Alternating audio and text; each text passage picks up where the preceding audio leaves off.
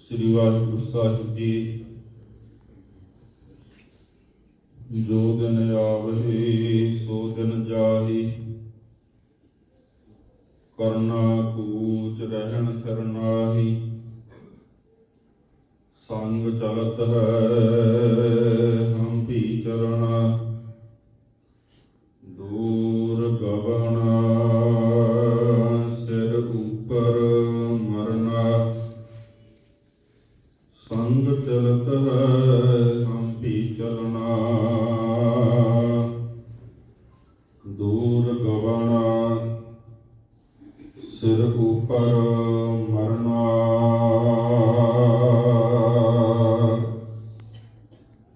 तखत जबर शतर दे मालक, गरीबनवाल लोक परलोक दे राखी सतगुरु धन साहिब श्री गुरु ग्रंथ साहिब जी महाराज सच्चे पातशाह जी की पवित्र गोद के अंदर नानकसर की पवित्र धरती ते साडे बहुत ही हरमन प्यारे सारियां दे दिलों के अजीज बहुत सत्कारयोग सरदार जोगिंदर सिंह जी, जो पिछले दिन ही सतगुरु वालों बख्शी हुई सवासां की पूंजी नूं भोगदियां इस संसार तो कूच कर गए ने। तिन्हां दी याद विच जुड़ बैठे गुरु का खास रूप गुरु खालसा साध संगत जी फतेह बुलाओ। वाहिगुरू जी का खालसा, वाहिगुरू जी की फतेह। दास तो पहला बहुत सत्कारयोग भाई करम सिंह जी, भाई सुखदेव सिंह जी, संत बाबा अजीत सिंह जी, आप संगतां नूं रस पिना कीर्तन गुरबाणी का कीर्तन धारणा के रूप के सरवण करवा रहे सर। इस संसार दे विच इको एक सच्चाई है, वो है मौत।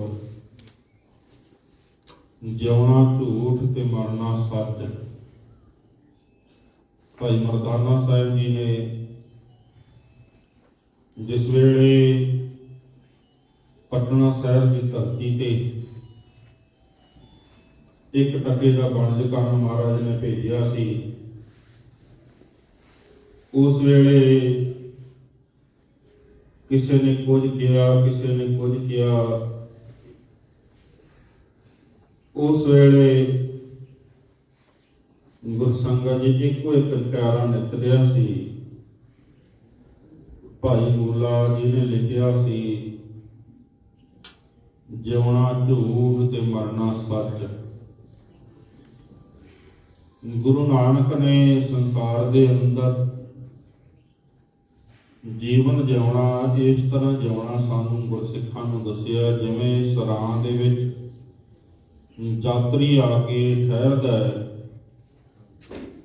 ते यात्री सरां दे विच हमेशा नहीं रुकदा।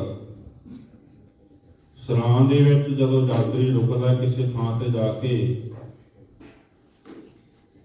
वो सोचदा भी मैं सवेरे इत्थों चले जाना है,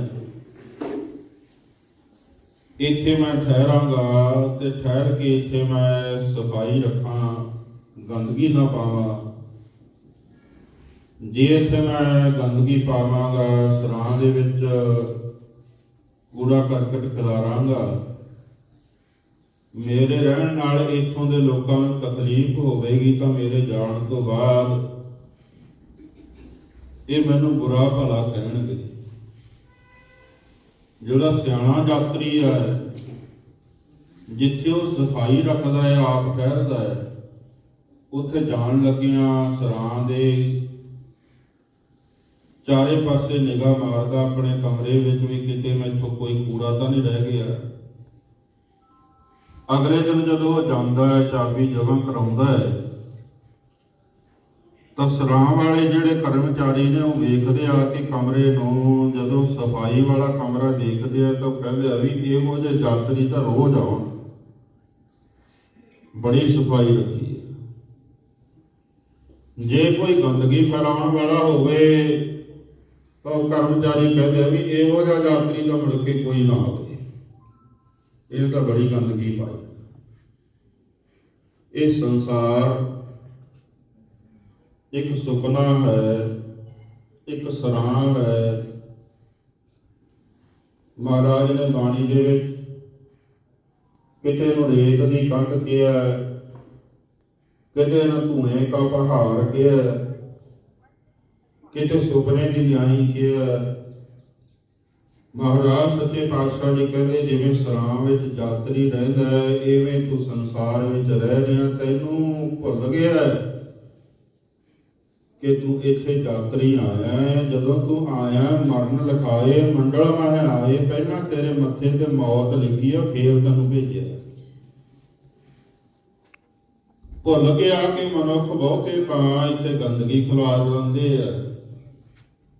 ਬਿਰਲੇ ਆ ਭਾਈ ਜੋਗਿੰਦਰ ਸਿੰਘ ਲਾਂਗੂ ਜਿਨ੍ਹਾਂ ਦੀਆਂ ਸਿਫਤਾਂ ਹੋ ਰਹੀਆਂ ਨੇ। ਹੁਣੀ ਭਾਈ ਸਾਹਿਬ ਭਾਈ ਕਰਮ ਸਿੰਘ ਜੀ ਕਿੰਨੀ ਸਿਫਤ ਕਰ ਰਹੇ ਸੀ ਕਿ ਬੜੀ ਸੇਵਾ ਕੀਤੀ ਉਹਨਾਂ ਨੇ ਜੀਵਨ ਵਿੱਚ, ਗੁਰੂ ਘਰ ਦੀ ਹਾਜ਼ਰੀ ਨਹੀਂ ਗਵਾਈ। ਕਿਉਂਕਿ ਆਇਓ ਪੜਨ ਸੁਣਨ ਕੋ ਬਾਣੀ। ਗੁਰੂ ਗ੍ਰੰਥ ਸਾਹਿਬ ਜੀ ਨੇ ਸਾਨੂੰ ਦੱਸਿਆ ਵੀ ਤੂੰ ਆਇਆ ਕਾਹਦੀ ਖਾਤਰ ਹੈ? ਬਾਣੀ ਪੜਨ ਵਾਸਤੇ, ਬਾਣੀ ਸੁਣਨ ਵਾਸਤੇ। ਕਿਸੇ ਸਿਆਣੇ ਅਦੀਬ ਦਾ ਕਥਨ ਸੰਗਤ ਜੀ ਧਿਆਨ ਦਿਓ, ਨਾਮ ਜਪਣ ਕੋ ਜਿਹਵਾ ਦੀਨੀ। ਕੋਈ ਕਿਸੇ ਵੀ ਧਰਮ ਚ ਹੈ, ਗੁਰੂ ਨਾਨਕ ਨੇ ਨਹੀਂ ਕਿਹਾ ਵੀ ਤੂੰ ਆਪਣਾ ਧਰਮ ਬਦਲ ਕੇ ਛੱਡ ਕੇ ਆ। ਜੇ ਮੁਸਲਮਾਨਾਂ ਨੂੰ ਵੀ ਕਿਹਾ ਵੀ ਤੂੰ ਪੱਕਾ ਮੁਸਲਮਾਨ ਹੋ। ਜੇ ਹਿੰਦੂ ਆ ਤਾਂ ਉਹਨੂੰ ਕਿਹਾ ਸਨਾਤਨੀ ਵੀਰ ਤੂੰ ਆਪਣੇ ਧਰਮ ਚ ਪੱਕਾ ਹੋ। ਜੇ ਗੁਰਸਿੱਖਾਂ ਨੂੰ ਕਿਹਾ ਭਾਈ ਤੂੰ ਆਪਣੇ ਧਰਮ ਵਿੱਚ ਪੱਕਾ ਰਹਿ, ਨਾਮ ਜਪ। ਕੋਈ ਕਿਸੇ ਵੀ ਧਰਮ ਚ ਨਾਮ ਜਪ। ਜੇ ਤੂੰ ਮੁਸਲਮਾਨ ਆ ਤਾਂ ਅੱਲਾਹ ਅੱਲਾਹ ਅੱਲਾਹ ਦਾ ਨਾਮ ਜਪ। ਅੱਲਾਹੂ ਅੱਲਾਹੂ ਜਪਦੇ ਗੁਰਮੁਖ ਮੁਸਲਮਾਨ। ਸਨਾਤਨੀ ਵੀਰ ਜਪਦੇ ਆ ਰਾਮ ਰਾਮ ਹਰੇ ਰਾਮ ਹਰੇ ਕ੍ਰਿਸ਼ਨ ਰਾਮ ਰਾਮ। ਤੇ ਗੁਰਸਿੱਖ ਜਪਦੇ ਆ ਵਾਹਿਗੁਰੂ ਵਾਹਿਗੁਰੂ। ਨਾਮ ਜਪਣ ਕੋ ਜਿਹਵਾ ਦੀਨੀ। ਜੀਵ ਤਾਂ ਦਿੱਤੀ ਸੀ ਨਾਮ ਜਪਣ ਵਾਸਤੇ, ਤੇ ਨਾਲ ਇਹਦਾ ਕੰਮ ਲਾਇਆ ਸੀ ਇਹ ਸਰੀਰ ਦੀ ਪਾਲਣਾ ਲਈ ਭੋਜਨ ਛਕਣਾ। ਭੋਜਨ ਛਕਣਾ ਦਾ ਚੇਤੇ ਰਹਿ ਗਿਆ, ਨਾਮ ਭੁੱਲ ਗਿਆ। ਅੱਖਾਂ ਲਾਈਆਂ ਸੀ ਹਰ ਦਰਸ਼ਨ ਕੋ ਅੱਖੀਂ। ਰੋਜ਼ਾਨਾ ਗੁਰੂ ਦੇ, ਜਿਸ ਨੂੰ ਗੁਰੂ ਧਾਰਿਆ ਉਹਦੇ ਦਰਸ਼ਨਾਂ ਵਾਸਤੇ ਅੱਖਾਂ ਲਾਈਆਂ ਸੀ। ਆਨੰਦ ਸਾਹਿਬ ਗੁਰੂ ਅਮਰਦਾਸ ਜੀ ਨੇ ਕਿਹਾ ਇਹ ਨੇਤਰੋ ਮੇਰੇ ਹੋ ਹਰ ਤੋਂ ਮੈਂ ਜੋ ਧਰੀ। ਹਰ ਬਿਨ ਅਵਰ ਨ ਦੇਖੋ ਕੋਈ, ਹਰ ਬਿਨ ਅਵਰ ਨ ਦੇਖੋ ਕੋਈ। ਨਦਰੀ ਹਰ ਨਿਹਾਲਿਆ ਇਹੋ ਵੇਸ ਸੰਸਾਰ ਤੁਮ ਦੇਖਦੇ। ਐ ਮਨੁੱਖ ਐ ਜੀਵ ਤੂੰ ਸੰਸਾਰ ਜ਼ਹਿਰ ਰੂਪੀ ਸ਼ਹਿਰ ਸੰਸਾਰ ਨੂੰ ਦੇਖ ਰਿਹਾ। ਤੇਰੀ ਦ੍ਰਿਸ਼ਟੀ 'ਚ ਫਰਕ ਹੈ। ਇਹੋ ਹਰ ਕਾ ਰੂਪ ਹੈ। ਇਹ ਸਾਰੇ ਸੰਸਾਰ ਦੇ ਵਿੱਚ ਹਰੀ ਵਾਹਿਗੁਰੂ ਦੀ ਜੋਤ ਹੈ। ਤੂੰ ਦ੍ਰਿਸ਼ਟੀ ਬਦਲ ਆਪਣੀ। ਸਭ ਗੋਬਿੰਦ ਹੈ, ਸਭ ਗੋਬਿੰਦ ਹੈ, ਗੋਬਿੰਦ ਬਿਨ ਨਹੀਂ। ਮਹਾਰਾਜ ਕਹਿੰਦੇ ਗੋਬਿੰਦ ਤੋਂ ਬਿਨਾਂ ਤਾਂ ਹੈ ਹੀ ਕੁਝ। ਸਭ ਮੈਂ ਜੋਤ, ਜੋਤ ਹੈ ਸੋਏ ਤਿਸ ਦਾ ਚਾਨਣ, ਸਭ ਮੈਂ ਚਾਨਣ ਹੋਏ। ਜਿਵੇਂ ਬਾਬਾ ਕਰਮ ਸਿੰਘ ਜੀ ਕਹਿ ਰਹੇ ਸੀ, ਮਾਤਾ ਪਿਤਾ ਦੀ ਸੇਵਾ ਕੀਤੀ। ਸੇਵਾ ਉਹੀ ਕਰ ਸਕਦਾ ਜਿਹਨੂੰ ਆਪਣੀ ਮਾਂ ਤੇ ਆਪਣੇ ਪਿਓ ਵਿੱਚ ਰੱਬ ਦਿਸਦਾ। ਨਹੀਂ ਤਾਂ ਪੰਜਾਬ ਦੀ ਧਰਤੀ ਤੇ ਬਿਰਧ ਆਸ਼ਰਮ ਬਣਨੇ ਪੰਜਾਬ ਦੇ ਨਾਂ ਤੇ ਇੱਕ ਕਲੰਕ ਹੈ। ਪੰਜਾਬ ਦੇ ਵਿੱਚ ਸੇਵਾ ਦਾ ਵੱਡਾ ਫਲਸਫਾ ਸੀ। ਆਪਣਿਆਂ ਦੀ ਤਾਂ ਸੇਵਾ ਕਰਦੇ ਸੀ ਪੰਜਾਬੀ, ਦੂਸਰਿਆਂ ਦੀ ਵੀ ਸੇਵਾ ਦੇ ਵਿੱਚ ਮੋਹਰੀ ਸਨ। ਅੱਜ ਦੂਸਰਿਆਂ ਦੀ ਸੇਵਾ ਤਾਂ ਹੋ ਰਹੀ ਹੈ, ਪਰ ਆਪਣੇ ਮਾਪੇ ਰੁਲ ਰਹੇ ਆ ਬਹੁਤਿਆਂ ਦੇ। ਭਾਈ ਗੁਰਦਾਸ ਜੀ ਕਹਿੰਦੇ ਮਾਂ ਪਿਓ ਪਰ ਹਰ ਸੁਣੈ ਭੇਦ, ਭੇਦ ਨਾ ਜਾਣੈ ਕਥਾ ਕਹਾਣੀ। ਮਾਂ ਪਿਓ ਘਰੇ ਬੈਠਾ ਦੁਖੀ ਹੈ, ਤੰਗ ਹੈ, ਕਹਿੰਦਾ ਮੈਂ ਕਥਾ ਸੁਣਿਆ, ਮੈਂ ਕਹਾਣੀ ਸੁਣਿਆ। ਭਾਈ ਗੁਰਦਾਸ ਜੀ ਕਹਿੰਦੇ ਕਿਸੇ ਅਰਥ ਨਹੀਂ ਹੁੰਦਾ ਸੁਣਿਆ ਹੋਇਆ। ਭਾਈ ਗੁਰਦਾਸ ਜੀ ਕਹਿੰਦੇ ਜਿਹਨੇ ਮਾਂ ਪਿਓ ਦੀ ਸੇਵਾ ਨਹੀਂ ਕੀਤੀ ਉਹ ਜਿੰਨੇ ਮਰਜ਼ੀ ਤਪ ਕਰੀ ਜਾਵੇ, ਜਿੰਨੀ ਮਰਜ਼ੀ ਪੂਜਾ ਕਰੀ ਜਾਵੇ, ਕੁਝ ਕਰੀ ਜਾਵੇ, ਸਭ ਬੇਅਰਥ ਆ ਜਿੰਨਾ ਚਿਰ ਮਾਂ ਪਿਓ ਦੀ ਸੇਵਾ ਨਹੀਂ ਕਰਦਾ। ਮਾਂ ਪਿਓ ਦੇ ਵਿੱਚ ਜੇ ਰੱਬ ਨਹੀਂ ਦਿਸਿਆ ਤਾਂ ਉਹਨੂੰ ਰੱਬ ਹੋਰ ਕਿੱਥੇ ਮਿਲਣਾ? ਪਹਿਲਾ ਰੱਬ ਤਾਂ ਆਪਣੀ ਮਾਂ ਵਿੱਚੋਂ, ਪਿਓ ਵਿੱਚੋਂ ਆ। ਜਿਹਨੇ ਸੇਵਾ ਕੀਤੀ, ਤੇਰੇ 9 ਮਹੀਨੇ ਤੈਨੂੰ ਪੇਟ ਵਿੱਚ ਰੱਖਿਆ, ਫਿਰ ਕਿੰਨੇ ਸਾਲ ਤੇਰਾ ਮਨ ਮੂਤਰ ਧੋਤਾ। ਜੇ ਕੁਝ ਦਿਨ ਜਾਂ ਕੁਝ ਮਹੀਨੇ ਮਾਤਾ ਪਿਤਾ ਬਿਮਾਰ ਹੋ ਗਏ, ਉਹਨਾਂ ਦੀ ਸੇਵਾ ਕਰਨੀ ਪਏਗੀ, ਕਿਤਨੀ ਕਾਫਤ ਆ ਗਈ। ਜਿਹੜੇ ਸੇਵਾ ਕਰਦੇ ਉਹ ਭਾਗਾਂ ਵਾਲੇ ਆ, ਉਹਨਾਂ ਤੇ ਪਰਮੇਸ਼ਰ ਦੀ ਖੁਸ਼ੀ ਹੁੰਦੀ ਹੈ। ਨਾਮ ਜਪਣ ਕੋ ਜਿਹਵਾ ਦੀਨੀ, ਆਰ ਦਰਸ਼ਨ ਕੋ ਅੱਖੀ, ਇੱਕ ਇੱਕ ਸਵਾਸ ਅਮੋਲਕ ਜਾਂਦਾ, ਹੱਥ ਨਾ ਆਵੇ ਲੱਖੀ। ਬਾਣੀ ਕਹਿੰਦੀ ਹੈ, ਬਹਿਤੀ ਜਾਤ ਕਦੇ ਦ੍ਰਿਸ਼ਟ ਨਾ ਧਾਰਤ, ਮਿਥਿਆ ਮੋਹ ਮੰਦਹਿ ਨਿਤ ਪਾਰਤ। ਇਹ ਸਾਡੇ ਸਵਾਸ ਇੱਕ ਇੱਕ ਕਰਕੇ ਬੀਤ ਰਹੇ ਹੈ, ਦਿਨ ਤੇ ਰਾਤ ਵਿੱਚ 24,000 ਸਾਹ ਹੁੰਦਾ। ਗੁਰਸੰਗਤ ਜੀ, ਜੇ ਬੰਦੇ ਦੀ 100 ਸਾਲ ਉਮਰ ਹੈ, ਤਕਰੀਬਨ ਵਿਦਵਾਨਾਂ ਦਾ ਕਥਨ ਹੈ 88 ਕਰੋੜ 66 ਲੱਖ ਸਾਹ ਲੈਂਦਾ ਬੰਦਾ। ਤੁਸੀਂ ਵੇਖ ਲਓ ਵੀ ਆ ਕਰੋਨਾ ਕਾਲ ਦੇ ਵਿੱਚ 3-3 ਲੱਖ ਦਾ ਆਕਸੀਜਨ ਦਾ ਸਿਲੰਡਰ ਵਿਕ ਗਿਆ। ਕੀ ਹਾਲਤ ਸੀ, ਸਿਲੰਡਰ ਨਹੀਂ ਸੀ ਮਿਲ ਰਹੀ ਦਿੱਲੀ ਦੇ ਵਿੱਚ। ਥੋੜੇ ਦਿਨ ਉਧਾਰੇ ਸਾਹ ਲੈਣੇ ਪੈ ਗਏ, ਮਨੁੱਖ ਦੇ ਬਜਟ ਹਿੱਲ ਗਏ। ਸਾਰੀ ਉਮਰ ਮਨੁੱਖ ਨੂੰ ਫਰੀ ਸਾਹ ਮਿਲ ਰਹੇ ਹੈ, ਪਰ ਪਰਮੇਸ਼ਰ ਦਾ ਸ਼ੁਕਰ ਨਹੀਂ ਹੈ। ਇਹ ਕਿਸ ਲਈ ਮਿਲੇ ਆ ਸਾਹ? ਉਹ ਨਾਮ ਜਪਣ ਵਾਸਤੇ। ਭਈ ਪ੍ਰਾਪਤ ਮਾਨਕ ਦੇ ਹਰੀਆ, ਗੋਬਿੰਦ ਮਿਲਣ ਕੀ। ਮਹਾਰਾਜ ਸੱਚੇ ਪਾਤਸ਼ਾਹ ਕਹਿੰਦੇ, ਅਵਰ ਕਾਜ ਤੇਰਾ ਕਿਤਾ ਨਾ ਕਾਮ, ਮਿਲ ਸਾਧ ਸੰਗਤ ਪਜ ਕੇਵਲ ਨਾਮ। ਇਹ ਇੱਕੋ ਹੀ ਵਾਰੀ ਹੈ, ਸਰੰਜਾਮ ਲਾਗ ਭਵ ਜਲ ਤਰਨ ਕੈ, ਜਨਮ ਮਿਰਥਾ ਜਾਤ ਰੰਗ ਮਾਇਆ ਕੈ। ਵਿਅਰਥ ਜਾ ਰਿਹਾ ਜੀਵਨ। ਜੀਵਨ ਵੱਲ ਝਾਤ ਮਾਰ ਕੇ ਵੇਖੀਏ, ਫਜ਼ੂਲ ਅਜਾਈ ਜਾ ਰਿਹਾ।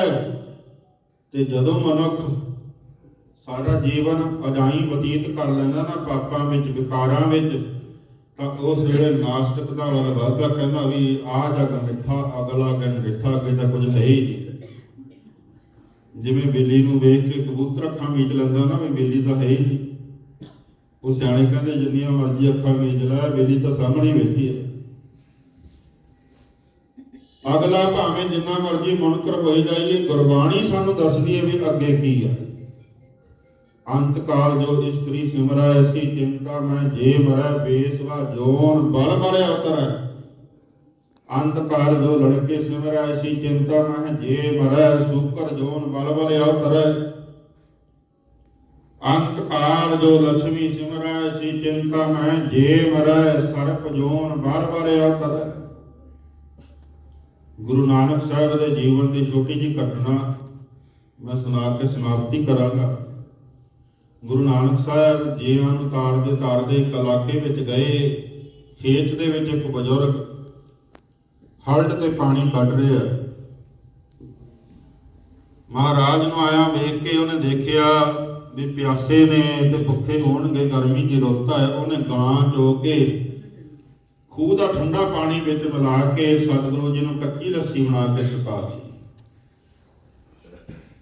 ਮਹਾਰਾਜ ਸੁਣ ਕੇ ਬੜੇ ਪ੍ਰਸੰਨ ਹੋਏ। ਮਹਾਰਾਜ ਕਹਿਣ ਲੱਗੇ, ਭਲਿਆ ਤੈਨੂੰ ਕਿਵੇਂ ਪਤਾ ਲੱਗਿਆ ਵੀ ਮੈਂ ਭੁੱਖੇ ਵੀ ਹਾਂ, ਅਸੀਂ ਪਿਆਸੇ ਵੀ ਹਾਂ?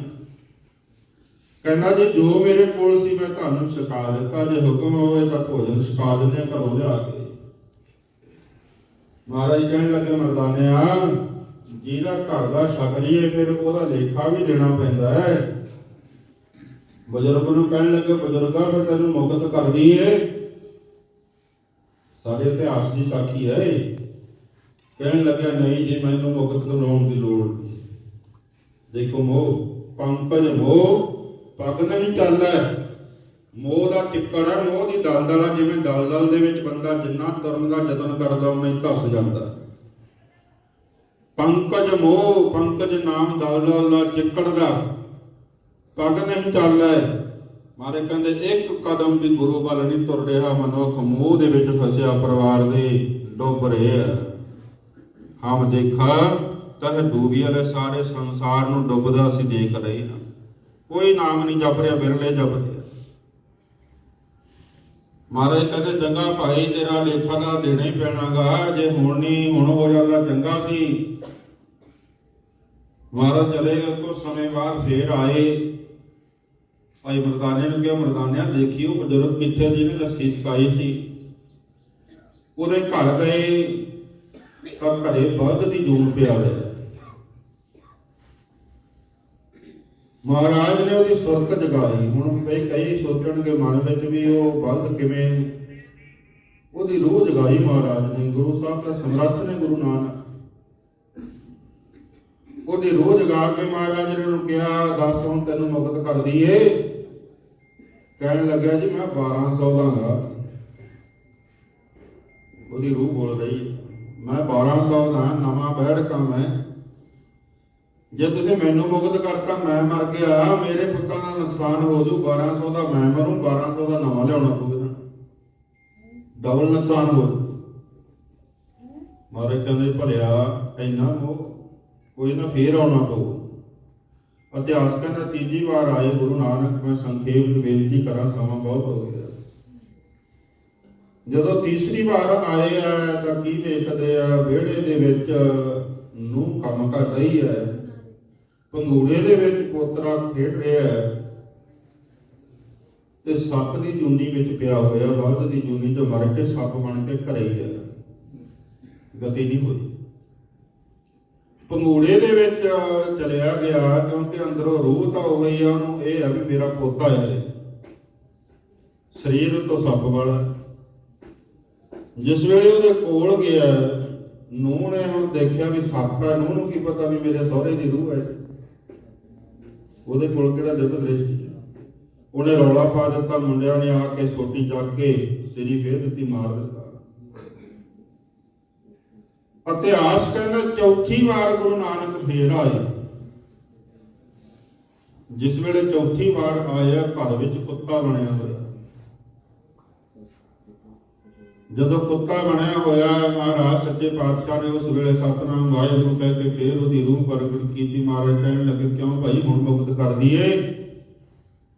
ਕਹਿਣ ਲੱਗਿਆ, ਮਹਾਰਾਜ ਸੱਚੇ ਪਾਤਸ਼ਾਹ ਜੇ ਮੈਨੂੰ ਮੁਕਤ ਕਰਤਾ, ਮੇਰੇ ਮੁੰਡੇ ਨਿਕੰਮੇ ਨੇ, ਖਾ ਪੀ ਕੇ ਸੁੱਤੇ ਰਹਿੰਦੇ ਸਾਰੀ ਰਾਤ, ਮੈਂ ਸਾਰੀ ਰਾਤ ਪਹਿਰਾ ਦਿੰਦਾ।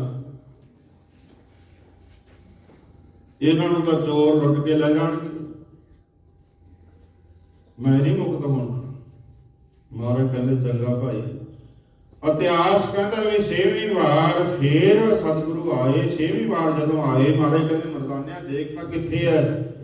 ਜਦੋਂ ਦੇਖਿਆ ਘਰ ਦਾ ਜਿਹੜਾ ਧੋਣ ਬਾਹਰ ਨਿਕਲਦਾ ਨਾ, ਅੱਜ ਕੱਲ੍ਹ ਤਾਂ ਚਲੋ ਬੜੇ ਸਾਧਨ ਨੇ ਸੀਵਰੇਜ ਦੇ, ਉਦੋਂ ਪਿੰਡਾਂ 'ਚ ਕਈ ਥਾਈਂ ਅੱਜ ਵੀ ਆ ਵੀ ਘਰ ਦਾ ਜਿਹੜਾ ਪਾਣੀ ਹੁੰਦਾ ਗੰਦਾ, ਬਾਹਰ ਇੱਕ ਟੋਆ ਪੱਟਿਆ ਹੁੰਦਾ, ਟੋਏ 'ਚ ਪੈਂਦਾ ਪਾਣੀ। ਉਹ ਟੋਏ 'ਚ ਪਾਣੀ, ਉਹ 'ਚ ਕੀੜਾ ਬਣਿਆ ਹੋਇਆ। ਮਰਦਾਨੇ ਨੂੰ ਕਿਹਾ, ਮਰਦਾਨਿਆ ਕੱਢ ਇਹਨੂੰ। ਮਰਦਾਨਾ ਕਹਿੰਦਾ ਮਹਾਰਾਜ ਹੁਣ ਆਹ ਕੰਮ ਰਹਿ ਗਿਆ। ਮਹਾਰਾਜ ਕਹਿਣ ਲੱਗੇ, ਮਰਦਾਨਿਆ ਜਿਹਦੇ ਘਰ ਦਾ ਖਾਈਏ ਲੇਖਾ ਦੇਣਾ ਹੀ ਪੈਣਾ ਹੈ, ਲੱਸੀ ਪਿਆਈ ਹੈ ਜੀ। ਮਹਾਰਾਜ ਕਹਿਣ ਲੱਗੇ, ਮਰਦਾਨਿਆ ਕੱਢ। ਮਰਦਾਨੇ ਨੇ ਕੱਢ ਕੇ ਹੱਥ ਤੇ ਰੱਖਿਆ, ਕੁਰਬਲ ਕਰ ਰਿਹਾ ਸੀ, ਉਹਦੀ ਰੂਹ ਨੂੰ ਪ੍ਰਗਟ ਕੀਤਾ। ਮਹਾਰਾਜ ਕਹਿਣ ਲੱਗੇ, ਹੁਣ ਦੱਸ। ਕਹਿੰਦਾ ਮਹਾਰਾਜ ਹੁਣ ਕੱਢ ਲਓ, ਹੁਣ ਬੜਾ ਰੱਖਾਂ ਗੰਦੇ ਪਾਣੀ ਦੇ ਵਿੱਚ। ਮਹਾਰਾਜ ਕਹਿੰਦੇ ਇੰਨਾ ਲੇਖਾ ਦਿੱਤਾ ਧੀਆਂ ਪੁੱਤਾਂ ਦਾ, ਤੈਨੂੰ ਪਹਿਲਾਂ ਕਿਹਾ ਸੀ ਵੀ ਤੈਨੂੰ ਮੁਕਤ ਕਰ ਦਈਏ, ਪਹਿਲੀ ਵਾਰੀ ਕਿਹਾ। ਸੋ ਪੰਕਜ ਮੋਹ ਪਗ ਨਹੀਂ ਚੱਲਦਾ।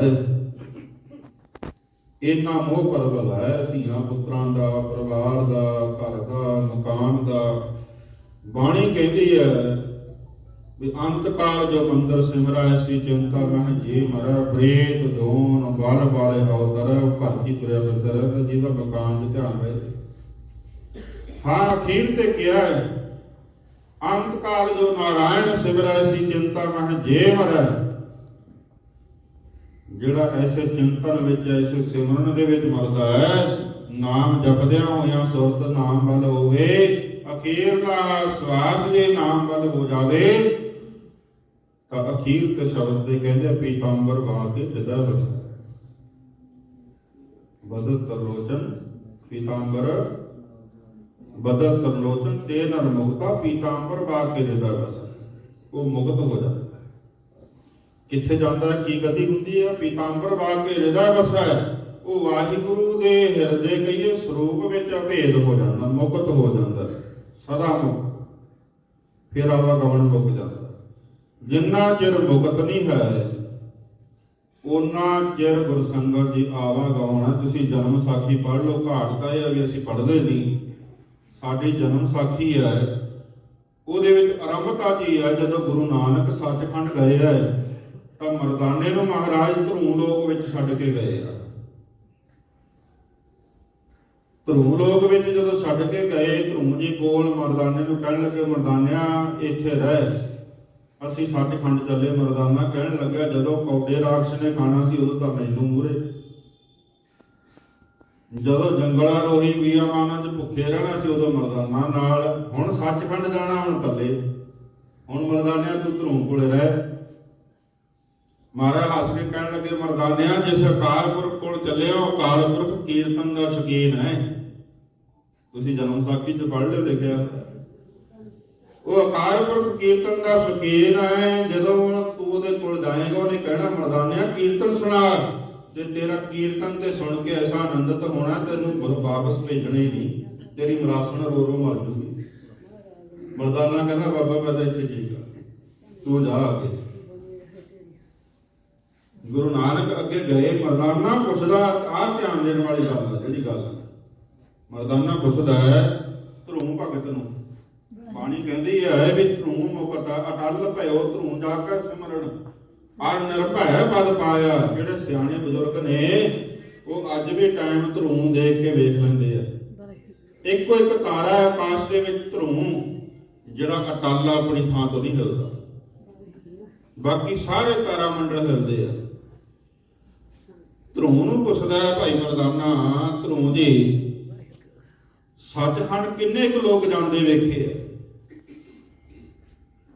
ਉੱਥੇ ਧਰੂ ਜੀ ਕਹਿੰਦੇ ਆ ਵੀ ਜਾਂ ਤਾਂ ਪਹਿਲਾਂ ਕਬੀਰ ਲੰਘਿਆ ਇੱਥੋਂ, ਜਾਂ ਗੁਰੂ ਨਾਨਕ ਲੰਘਿਆ, ਹੋਰ ਨਹੀਂ ਕੋਈ ਲੰਘਿਆ ਇੱਥੋਂ।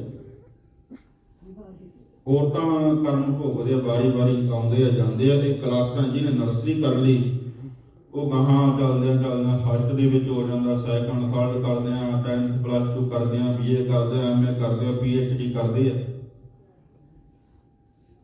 ਇਹ ਪੌੜੀ ਚੜ੍ਹਦੇ ਜਾਣਾ।